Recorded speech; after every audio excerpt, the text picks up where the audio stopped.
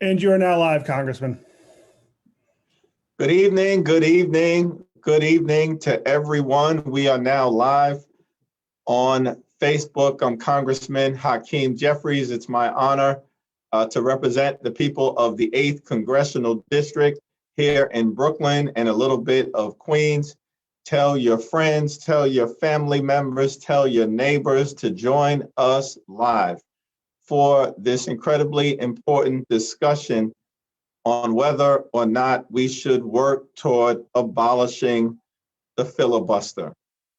This is a challenging time in America as we grapple with a multitude of crises. The COVID-19 pandemic, both a public health crisis and an economic crisis, a racial justice crisis amplified, of course, by the brutal killings of Breonna Taylor and George Floyd, the shooting of Jacob Blake, and so many others. Of course, a democracy crisis. As we saw on January 6th, a violent attack on the Capitol, incited by the former twice impeached president of the United States of America, nothing less than democracy hanging in the balance. And of course, a climate crisis as well. So many challenges that we confront.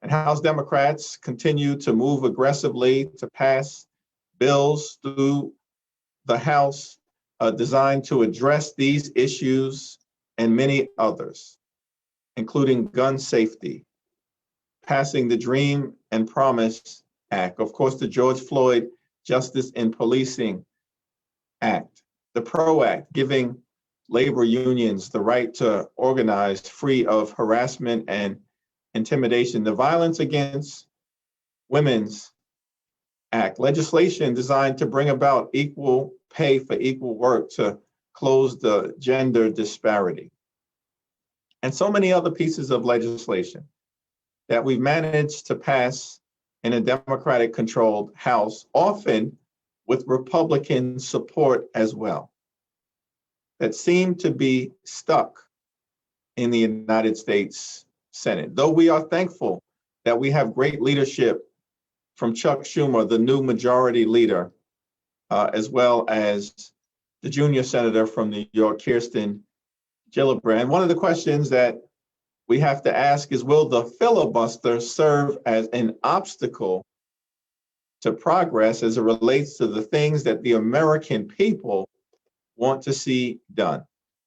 And there's no better person to provide us with a history and background on the filibuster, as well as to present some thoughts on the way forward for our country and for our democracy, and of course, for the United States Senate. I'm so pleased that we have as a special guest Adam Gentleson, who is the former Deputy Chief of Staff to former Senate Majority Leader Harry Reid. He was a close personal policy and strategic advisor, helping former Majority Leader Harry Reid navigate through the challenges that we confronted during the years of President Barack Obama's time in Washington. And we're thankful for the work that Adam did in that capacity.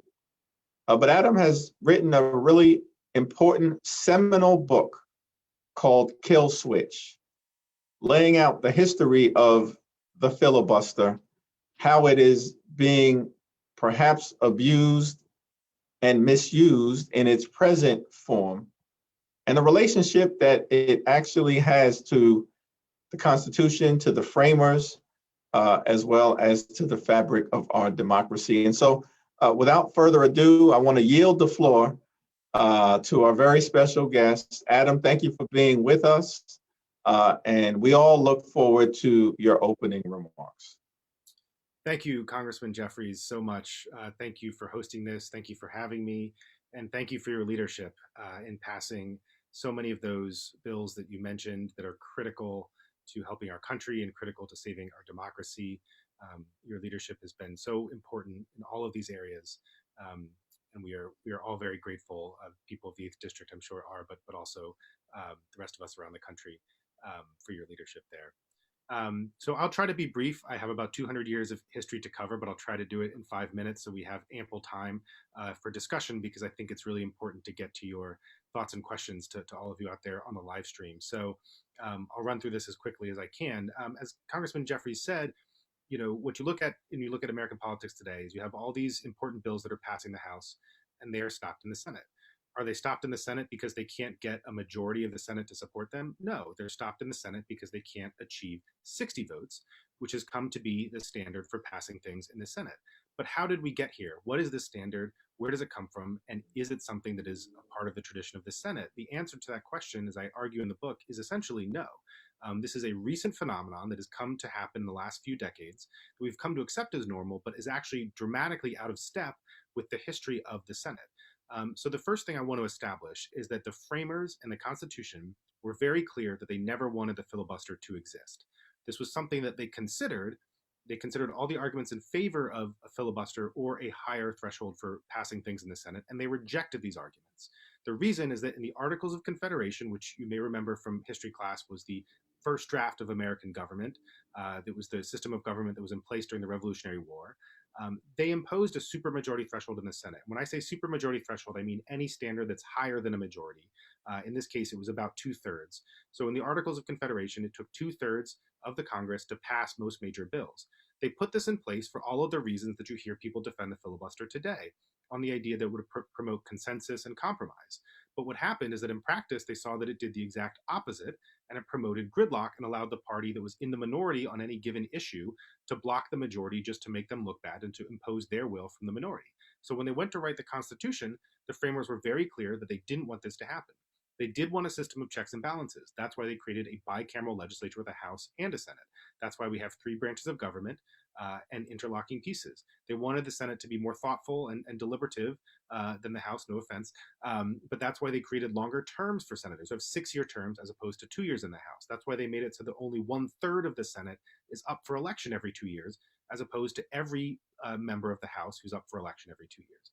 They had a higher age limit for the Senate, and senators are responsive to a bigger constituency, an entire state versus a district in the House. These were the checks and balances in the Senate that were supposed to make it more thoughtful, not the filibuster, not a higher threshold. They were very clear that everything in the Senate should be majority rule. James Madison called it the Republican, small r, Republican principle. Thomas Jefferson, Benjamin Franklin, all of the major framers of the Constitution stated explicitly that they believed majority rule was the fundamental principle of a democracy and should be the decision point in the Senate. So what happened? What happened was that a very self-interested minority, very powerful minority, decided that it wanted to shift the balance of power in the Senate and to give the minority more power to block what the majority wanted to do. Was this a vulnerable minority? No, it was not. It was a very powerful minority, the plantation class, the slaveholding class of the South, that wanted to stop the country's march towards abolition. The leader of this effort was a senator named John C. Calhoun of South Carolina, who was sort of the grandfather of the Confederacy. He did more than anybody else to create the filibuster and invent it in the middle of the 19th century. I just want to pause there very briefly to emphasize. For the first 50 years of its existence, the Senate was majority rule. There was no filibuster at all. It did not even come into any form of existence until around the middle of the 19th century. And when it did, one of its primary purposes was to advance the interests of the slaveholding class and protect slavery in the lead up to the Civil War. That is what Calhoun was his primary driving purpose when he started to innovate the filibuster in the middle of the 19th century. James Madison and the framers wanted the minority in the Senate to have a voice in the process.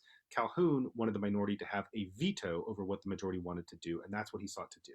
However, at the time, the filibuster still was only capable of delaying bills. This was the talking filibuster that we think of when we think of Jimmy Stewart and Mr. Smith Goes to Washington, of senators standing on the Senate floor, holding the floor, giving a long speech in an effort to delay a bill. The thing about that filibuster was that when they were done talking, the bill came up for a vote, and that vote was held on a simple majority basis. So the best they could do was talk for a long time and delay bills, which was effective if you could really put in the effort and get a lot of your allies together to coordinate and delay something for a long time. But even then, eventually, the bill came up for a majority vote. That didn't change until the 20th century.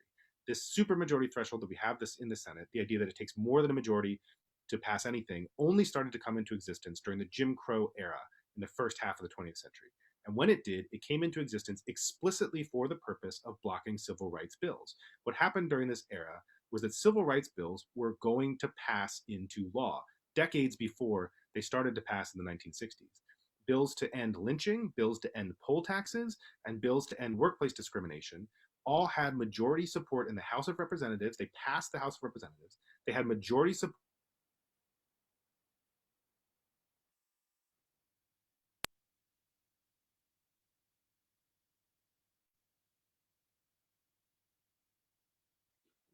I think we may have lost Adam momentarily, and he was making a very important point, and hopefully we'll get Adam back shortly. But just to reiterate a point or two that Adam made. One, that the framers of the Constitution were very clear, and the filibuster can be found nowhere in the Constitution. That the notion of a supermajority requirement in the Senate existed in the form of government that preceded what came into being during the Constitution. That was in the Articles of Confederation, where they had a supermajority requirement. And they could have put that requirement into the Constitution. They chose not to. And so for 50 years, there was no filibuster in the Senate. And then I think, as Adam pointed out, and it bears importance to raise, that the origin of the filibuster was devised to maintain and sustain slavery and white supremacy. That is the history of the filibuster. That's how it came into being. And then as it began to develop, leaving the 1800s into the 1900s, the early part of the 20th century, in the House, bills were actually being passed to try to perfect our democracy, including anti-lynching laws in the House that passed and that were sent over to the Senate. But the Jim Crow establishment in the Senate used the filibuster to once again stop things like anti-lynching bills from becoming law, even though it had majority support in the House and the Senate, as part of the effort, once again, to maintain and sustain white supremacy. That, of course, is the origin of the filibuster. And so you will hear a lot in the discussion today in defense of the filibuster, suggesting that it is an important part of the institution of the Senate, which, as the framers of the Constitution, did want to be the more deliberative body as between the House and the Senate. The House, 435 of us representing individual districts, 2-year terms, is designed as the institution to reflect the hopes, the dreams, the aspirations, the fears, the concerns, the anxieties, and the passions of the people. Adam, thank you.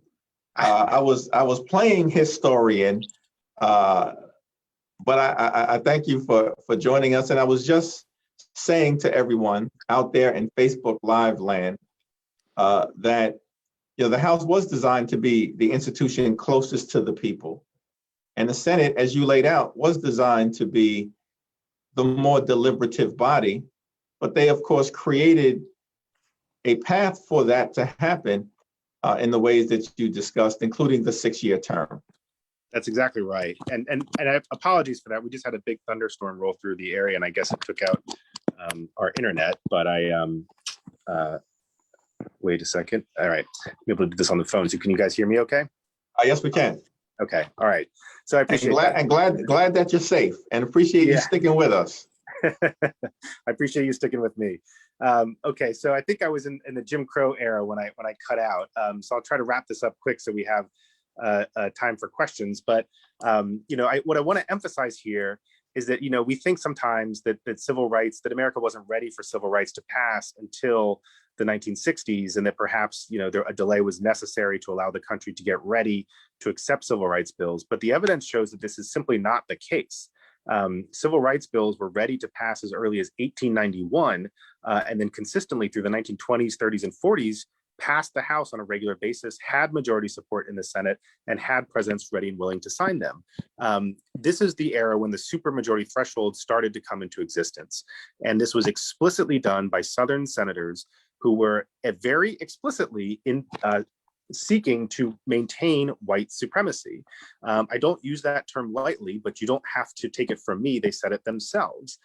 Richard Russell, who was a senator from Georgia, who was the leader of the Southern Bloc throughout this period, and for whom this Senate office building is still currently named today, said, and I quote, "Any Southern man worth a pinch of salt would give his all to maintain white supremacy."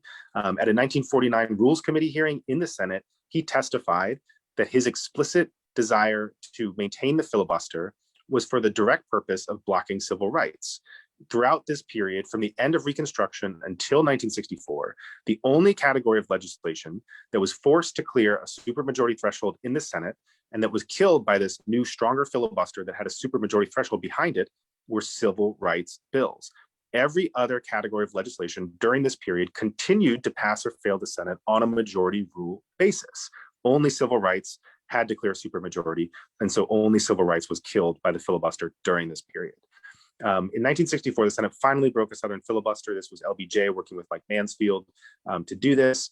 After that, the filibuster lost its direct connection to segregation and white supremacy and started to be used on a host of other issues. But it still was used relatively rarely. It wasn't until the 90s and early 2000s that it started to be used more frequently, anywhere close to the frequency that we see today. And it was under the leadership of Senator McConnell, under the administration of President Barack Obama, that the filibuster started to be used on everything that came before the Senate, not just big bills, but routine Senate business. And McConnell's calculation was that he could use the filibuster not just to block big pieces of legislation, but to create an overall sense of gridlock in Washington, D.C. that would hurt the party in power, which at the time was Democrats, and benefit the minority. His calculation was that Barack Obama, who came into power promising to fix the broken politics in Washington, that his Achilles heel would be gridlock, and that if McConnell could create gridlock, he would be able to bring Obama crashing down to earth and hurt his administration. And that is exactly what he did. And so I'll wrap up there, but I just want to point out that this tool that we think of as the filibuster, the reason that these bills that are passing the House and coming over to the Senate are failing is because they are failing to get 60 votes. And that tool that is requiring them to get 60 votes is the filibuster. It wasn't supposed to be there. It came into existence primarily to maintain white supremacy. And today it is the main factor contributing to gridlock in Washington, D.C., the main reason that Washington is not often able to deliver the results that people want. And so it is imperative that we do something about this moving forward so that we can actually deliver the results that people want and restore our democracy closer to the way that the framers intended it to be. So with that, I'll wrap up, Congressman, and turn it back over to you. Well, Adam, thank you so much again. And you said a lot in a relatively short period of time. So we appreciate you condensing, as you indicated, 200 plus years of history into just a few moments. And I would ask everybody, if you've got questions, put those questions in the chat. We're going to try to get to as many questions as we can in the short period of time that we have remaining. I've got a question or two that I want to ask Adam, and then we'll get to a few of the questions that are in the chat. I heard you to lay out, as you walked us through the history, that there were three critical figures in terms of the use, many of us would argue abuse and or manipulation of the filibuster. One, Senator John C. Calhoun, and that was during the 1800s as part of an effort to protect the plantation class, the slave owners. Is that right? That's right. And he explicitly said this. This is not a secret, correct? That's correct. I mean, look, this was an era where you're not going to find very many enlightened politicians on questions of race during the antebellum era. But even by the standards of the time, John Calhoun was a particularly virulent and awful racist. He was very explicit that this was his goal. And, this is, John Calhoun, you may remember from civics class, was also the follower of nullification, which was the idea that states could nullify or discount laws passed by the federal government. This was a major factor in the lead up to the Civil War. So, in the Senate, he was using the Senate to effectively impose nullification before the fact and block a bill from being passed rather than, disobeying the bill after it was passed. And so, what we have in the Senate today is almost a form of nullification that happens, advances this and sort of a evolution of Calhoun's theory. But just to get back to his motivations for a second, Calhoun, at a time when people at least started to sort of accept that perhaps slavery was at best, a necessary evil. I'm not obviously saying that that's my view. I think it was a terrible evil in every respect. But by the sort of low standards of public opinion at the time, Calhoun pushed back on that. He went to the Senate floor in 1836 and gave an entire speech in which he argued that slavery was not a necessary evil, but a, quote, positive good. Those were his exact words. And that slavery was good for the slaveholders themselves and also good for the slaves. And so this was a man who was very clear about his motivations, and they were just about the worst possible motivations you could possibly imagine. Thank you for laying that out. That's Senator Calhoun, the man who in its initial incarnation brought us the filibuster. So when people say to you it has a racist history, this is facts, as we would say, facts. This is not speculation or hyperbole. This is the Senate record. Slavery viewed as a positive good. And then we move from Senator Calhoun to Senator Russell in the 20th century. As you indicated, the leader of the Southern Bloc, deploying the filibuster to block civil rights legislation and stop African Americans from full participation in citizenship and our democracy. And I think you indicated, again, we don't have to speculate about Senator Russell's motives. His own words in the Senate record during committee hearings or on the Senate floor show his motivation. Is that right? That's absolutely correct. This was a time when they were much more open about it. I mean, senators would state that their goals were to uphold white supremacy, as Russell himself did. Russell was on the Armed Services Committee. He gave testimony against the integration of the armed forces. This was not a man who hid his motivations. And he's just one example. Many other Southern senators were as explicit or more explicit. Senator Theodore Bilbo of Mississippi wrote a book at the time called Take Your Choice, Separation or Mongrelization. And he was a primary practitioner of the filibuster for the explicit maintenance of white supremacy. So this was a time when, in their own words, they stated that these were their motivations in using the filibuster. And as I mentioned, the only issue against which they used it on any consistent basis was civil rights. So this is not speculation on my part. This is part of the historical record. Thank you for laying that out. And I just want to say to everybody, it's not a partisan thing because these Southern senators were Democrats. They were so-called Southern Dixiecrats who were lifting up Jim Crow. Of course, at that time, most of the Southern political establishment were Democrats because they opposed President Lincoln and President Grant. Lincoln freeing the slaves, ushering in certainly the 13th Amendment, and of course, prior to that, the Emancipation Proclamation, and then, President Ulysses S. Grant presiding over Reconstruction. They were opposed to what the then Republican Party were trying to do, and so we had decades of Southern political rule. We're going through the history. The facts speak for themselves. Now we take it into the modern era, and you certainly don't want to compare Senator Mitch McConnell to Calhoun or Russell, but we do know, I think you stated, that his deployment of the filibuster, basically to block anything that had popular support and was supported by the president, Barack Obama, passed out of the House, was to say that my goal My goal is to make Barack Obama, just happens to be the nation's first Black president, but my goal is to make Barack Obama a one-term president. He said it and deployed the strategy of obstruction today, obstruction tomorrow, obstruction forever in order to try to bring that about. Thankfully, he wasn't successful in that regard. Barack Obama was reelected, thanks to all of you and so many others across the country. But am I correct that the tool of obstruction that Mitch McConnell deployed was the abuse of the filibuster? 100%. And you're right. In 2010, he said his single most important goal was to make President Obama a one-term president. And that was explicitly why he used the filibuster the way that he did.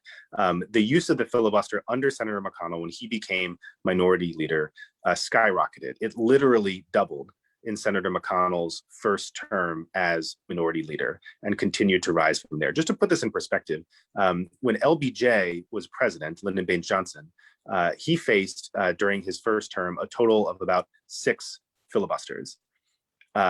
When President Obama, in his first 2 years as president, faced over 250. So that is the extent to which it has grown. I think abuse is a correct term. It's probably an understatement. This is being deployed on a scale never contemplated before until Senator McConnell came along. That's amazing. President Lyndon Baines Johnson, 6 filibusters. He was forced to confront President Barack Obama, over 250. It speaks for itself. We've got a lot of questions in the queue that have come in. And so let me ask Andy to go to the first question that has come in. Yes. Good evening. We have a question from Dennis. And Dennis is wondering if you are worried about the consequences if we get rid of the filibuster. It is something that I think we have to take seriously. I don't think, changing the filibuster is a very serious change. So it's important not to do it without considering the risks. But I think that when you do look at the risks, it becomes very clear that this is something that would advantage progressives far more than conservatives. And that is I'm not just saying that from a partisan standpoint. I'm saying that from the perspective that this was how our democracy was supposed to work. Each side was supposed to have an even chance of passing its priorities. And what the filibuster has done is tilted our democracy far in the direction of conservatives. There is a difference between the parties besides the issues stances that they hold. And that is a philosophical difference. Conservatives are the party that tried to stop things. In William F. Buckley's famous phrase, he said that conservatives are the ones who stand athwart history yelling stop. Progressives generally are the ones who want to pass things, to expand rights, to pass expansions of the social safety net, deliver benefits and all these things. So fundamentally, a tool that makes it harder to pass things and easier to stop things strategically delivers its benefits asymmetrically to conservatives. So the other thing I think that's important to consider is that progressive change has historically proven very hard to undo through legislation. Right now, we have a 6-3 Supreme Court where conservative justices can strike down many things that progressives want to do. They can roll back regulations, they can roll back rights, and there's nothing that voters can do about that right now. But Republican elected officials have proven very reluctant to put themselves on the line to roll back progressive benefits, because the thing about them is that they happen, progressive benefits that is, the thing about them is they happen to be popular. If you look at what happened with Obamacare, I was there for the passage of Obamacare. And, one of the big challenges we faced was that it was very unpopular with the American people for years. But when it became popular, when Republicans tried to repeal it, that's when it became popular. And when Republicans tried to repeal it under Donald Trump, they used a process called reconciliation, which we can discuss more, but to shorthand it, this process allows you to go around the filibuster. You can't use it for that many things, but they were able to use it for reconciliation. And so Republicans tried to repeal Obamacare using a majority threshold. The filibuster was no help to Democrats in defending against the repeal effort. And because Obamacare got popular once Republicans tried to repeal it, they found themselves unable to muster even a simple majority to repeal Obamacare. So while I think there will be downsides, conservatives will be able to pass some things that Democrats might not like. The benefits overwhelmingly go to the left side of the aisle. The last point I'll make is that I think that what Mitch McConnell has shown is a willingness to do whatever it takes to advance his own political interests and to grab whatever is convenient for him to gain power at the time. And so if Democrats don't get rid of the filibuster now, whenever Republicans come back into power, they will be able to get rid of it themselves. By not getting rid of the filibuster now, Democrats will fail to pass critically important things like voting rights bill, like HR 1, S1 in the Senate, gun control legislation. Many big policies on climate change will fail because of the filibuster. So we'll incur an enormous cost to ourselves by not passing big bills right now. We'll leave this defensive tool in place in the hopes that we can use it down the road, but then Mitch McConnell will probably just get rid of it down the road. So we won't have passed the things we could have passed, and we'll still suffer a lot of the same consequences down the road when McConnell gets rid of it himself. And one of the things that we're seeing across the country is that Republican legislatures, aided and abetted by Republican governors, are passing voter suppression laws designed to restrict the right to vote, particularly as it relates to communities of color and young people, immigrant communities, and then relying on the Senate deployment of the filibuster to stop the Congress from passing things like the John Robert Lewis Voting Rights Act, as well as the For the People Act, which would give our democracy back to the American people. These are all legislative initiatives that have significant support amongst the American people, but the filibuster is being deployed to allow a minority of the Senate to stop these things from happening, while at the same time Republican legislative bodies are suppressing your right to vote. Now, one of the issues that has come up connected to the last question that was just asked is in terms of possible downsides. Some of the defenders of the filibuster say, well, it promotes bipartisanship. And that's what we all want. I worked with the Trump administration and conservatives on the other side of the aisle to pass meaningful criminal justice reform legislation in 2018, the First Step Act, historic criminal justice legislation to deal with the overcriminalization and mass incarceration phenomenon that we have in America. More work needs to be done. That's why we called it the First Step Act. But that was bipartisan. And a lot of the bills that we're passing in the House, including the Dream and Promise Act, gun safety legislation, and in the last Congress, the George Floyd Justice and Policing Act, that all had Republican support. So we embrace bipartisanship. But the defenders of the filibuster say, well, you'll lose all of that if you get rid of it. What say you? I say, point me to the bipartisanship that's happening right now. And I think that, that there's not much going on. And the reason for that is the filibuster actually deters bipartisanship. This is a little counterintuitive because getting rid of it is sort of associated with the left. But one point I make initially is that support for filibuster reform has historically been extremely bipartisan itself. Reformers have included leading lights of the Senate from Henry Clay to Nelson Aldrich, who was a Republican, Henry Cabot Lodge, also a Republican. President Dwight Eisenhower led an effort to reform it. Richard Nixon, before he became a candidate sort of who ran on white backlash, was actually a pro-civil rights Republican. He tried to reform the filibuster.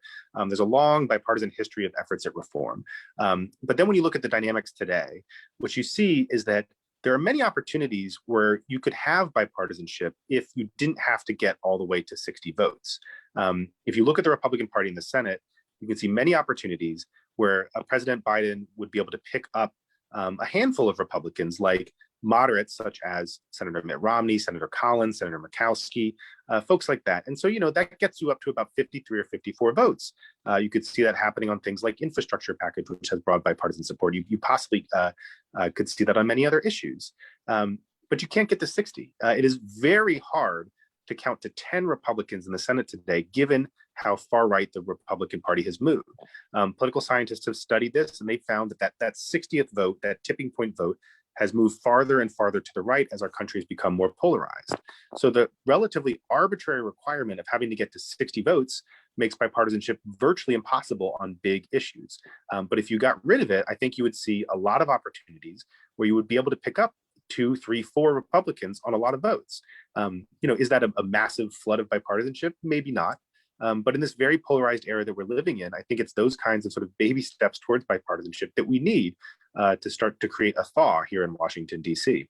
But that's not possible as long as the filibuster remains in place. Thank you, Adam. Andy, let's go to another question. Yes. We've had a few people reach out over the comments, and I will select 2 of them here. We had a question from about this topic. One from Jackie asking, how can we convince Senator Manchin and Senator Sinema to eliminate the filibuster, or at least limit it substantially? And then Gail also asked, do you think they will ever get to the 60 votes needed to stop the filibuster? So I think that the 2 questions in a way are sort of intertwined. So I'll kind of try to answer them at the same time. Look, I think the way to convince Senator Manchin is to give him some time right now. What Senator Manchin sincerely desires, I believe, is to usher in what he recently called a, quote, new era of bipartisanship. I believe his desire for that is sincere. He believes in bipartisanship. He believes that he can help make that happen. What has happened in the Senate is we haven't yet seen that tried. And so I think what's going to happen in the coming weeks and months is that Senator Manchin and Senator Sinema as well will try to usher in this new era of bipartisanship. They will try to find compromise with Republicans on things like the infrastructure bill. And I don't want to be cynical about it. I hope they succeed. I think that would be good for the country if there was a new era of bipartisanship. However, I think, a realistic prediction would be that it's unlikely to happen. That's not a judgment on those senators themselves. It's simply a realistic analysis of the political conditions facing this country. I mean, we're seeing, I was sitting here, I got a news alert about the Republican House leadership calling a vote to kick out Liz Cheney because she spoke up to simply say that President Biden was fairly elected. That's the nature of the Republican Party today. So I think, a forthcoming new era of bipartisanship is unlikely. Once that fails, then I think the question becomes much more difficult for Senator Manchin and Sinema.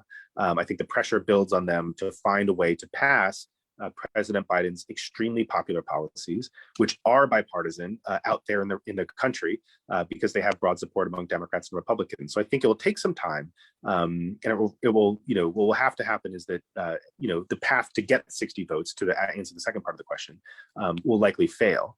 And when that fails, after a good faith effort has been put in, I think that's when the question becomes much more difficult, and that's when I think you'll start to see some shifts from Senator Manchin and Sinema. And bipartisanship, I think, can be defined in 2 ways, as you laid out. President Biden's American Rescue Plan is bipartisan in the support that it had all across the country. It was supported by an overwhelming majority of Democrats, supported by a significant majority of independents, as well as a majority of Republicans, but not a single Republican in the House or the Senate chose to support it, because the party right now is out of control. And there's a difference between bipartisanship on the one hand and unconditional surrender. And they want us to engage in unconditional surrender. And thankfully, Joe Biden is having none of it. And the president has indicated, if you've got good ideas, let's talk about them. But I'm here to solve problems on behalf of the American people. So I appreciate, you laying out sort of the distinction as we begin to bring this fascinating discussion to a close. Again, I've got Adam Jentelson with us, the author of Kill Switch, an incredibly important seminal book, Kill Switch, that is available at a store or online near you. Kill Switch. Let's go to one last question, Andy, before we wrap up. We have a question from Darnell, and this is directed at both of you, and it is, what can your constituents do to support the efforts to get this job done?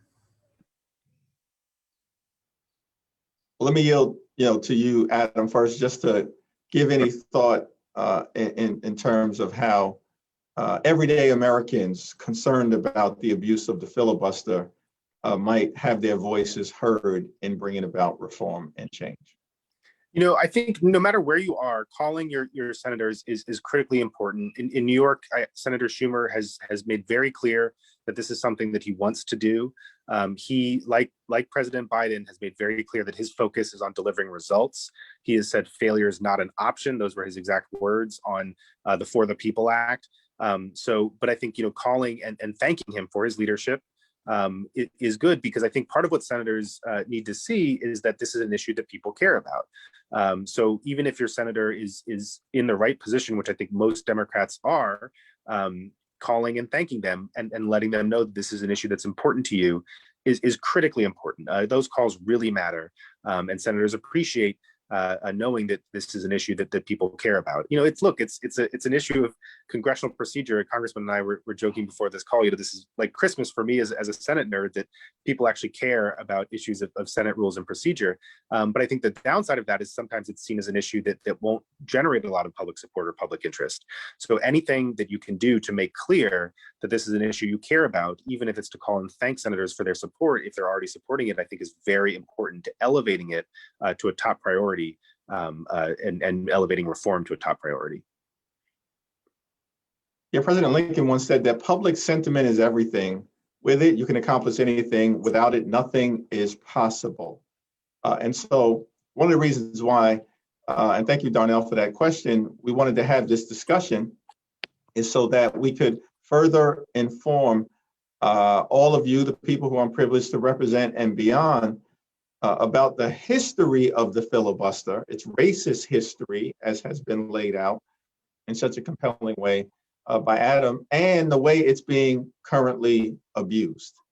And to give you the ammunition to lift up your voices in communicating with policymakers about the importance of dealing with this obstacle that is undermining our ability to get things done on your behalf in Washington, D.C. And so, Adam, I just want to thank you for taking the time out to share with us so much that we could continue to discuss about the filibuster and its history. In your closing observations, if you could speak a little bit about what are the possible solutions here? I know one option is some form of a democracy exception for civil rights bills, voting rights bills, bills that bring to life the principles of liberty and justice for all, equal protection under the law, even if you maintain the possibility of the filibuster in other areas.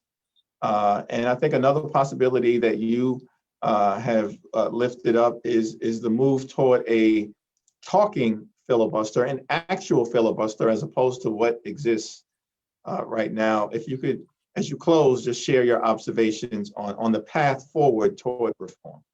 Yes, absolutely.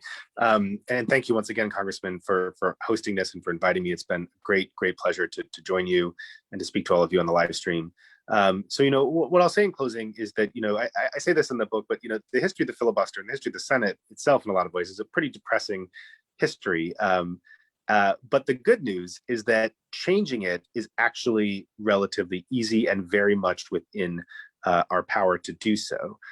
All it takes to enact any change in Senate rules is 50 senators plus the vice president and the political will to do so. So while it is frustrating that we have a few Democrats who are not currently there, and another way to look at it is that we're very, very close. And having 48 senators who seem prepared to enact reform is a very good place to be. Those last few votes, as Congressman Jeffries, I'm sure, is well aware, are always the hardest to get. But sustained pressure, will get you there. The 1964 Civil Rights Act, when it came to the floor, didn't have the votes. It was filibustered for 3 months, and it took a lot of work by the president and the Senate leaders to get it through. So it may take that kind of sustained effort, but I think the reform is very much within reach, and I think will happen sometime in the next few months. I'm optimistic on that front. In terms of how it happens, so the talking filibuster, that was what blocked the 1964 Civil Rights Act. That would be going back to the way it used to be, where if you wanted to hold the floor, you actually had to be on the floor. Right now, senators are able to elevate to that 60 vote threshold with an email and not even have to come to the floor to give a speech. That would put the onus on the people who are obstructionists to actually put in the work. That's difficult to sustain. And I think that you may eventually need a way to cut off debate on a majority rule basis in order to pass things, but it would make it much harder to block things. It would put the balance back where it should be, which is if you want to block things, if you want to have your say on a bill that you oppose, by all means, come to the floor and say your piece. Maybe you can persuade people to come over to your side. But if you can't, the nation's business has to move along in a reasonably timely fashion. And so when you're done talking, the bill should come up for a vote. The other option is creating a carve out. This process I mentioned before called reconciliation is a very narrow process that was created for a very narrow set of issues. Issues that qualify for reconciliation are able to avoid a filibuster and pass on a majority rule basis. So that carve out would basically mean expanding that track to include other things. And an explicit carve out would make it include things like democracy reform, things like the For the People Act, the John Lewis Voting Rights Act, and possibly things like DC statehood, which is also critically important. So those are the two main options on the table. Both of those reform options only require 50 votes. So this is truly an issue of where there's a will, there's a way. The types of reform are things that we see very clearly. The method of enacting reform is also something that we know clearly. All we have to do is get there. We're very close. We just need a sustained push in these last few months. And then I think reform will move from being an ambition to a reality.